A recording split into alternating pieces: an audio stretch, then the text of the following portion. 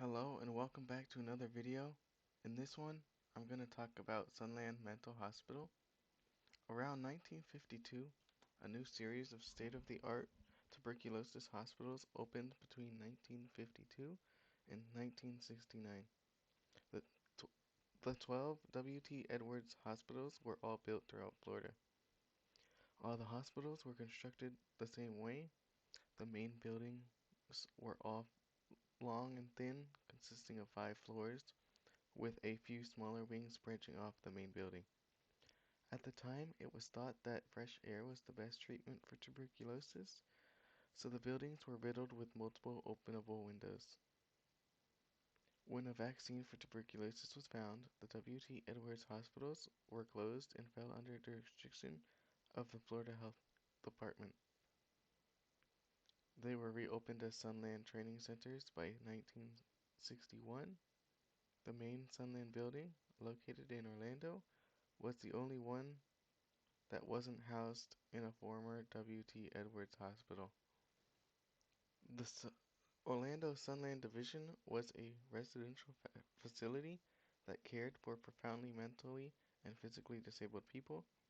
The hospital faced crippling developments, mostly due to understaffing and lack of funds.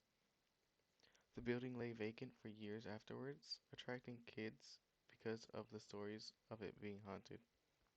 In June 1997, a 23-year-old man and 3 friends were supposedly playing hide and seek when he got injured falling down the elevator shaft.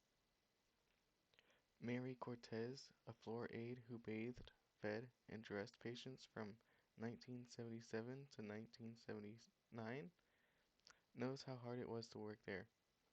She couldn't sleep for the first 2 weeks of working there because of the things she saw. The place was so full of roaches that they got into fire alarms and set them off.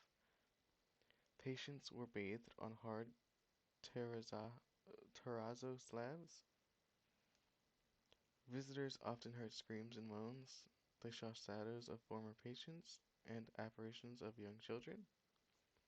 When a deputy went to the scene to help the man that fell down the elevator shaft, he saw a young boy, but no young boy was found. The innocent-looking playground transforms at night as ghosts of the children come out to play.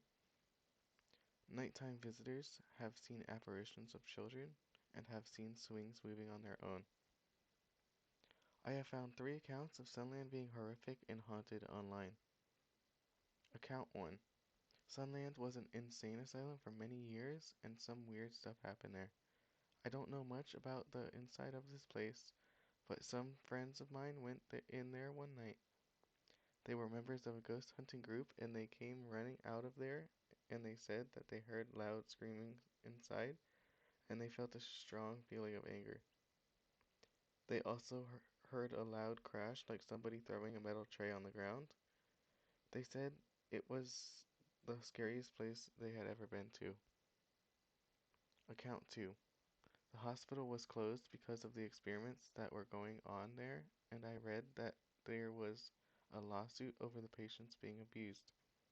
All I know is that it's a creepy place. Before they put a fence, we went inside and it was huge.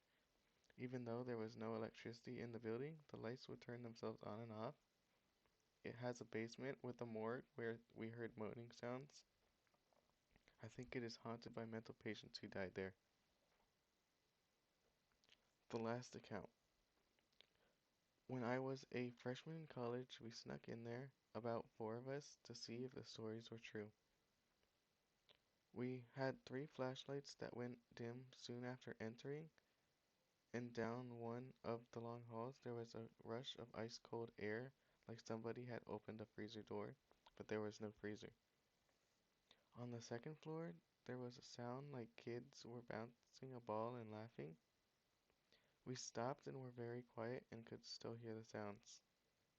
We couldn't explain any of the anomalies that we experienced and we didn't stick around.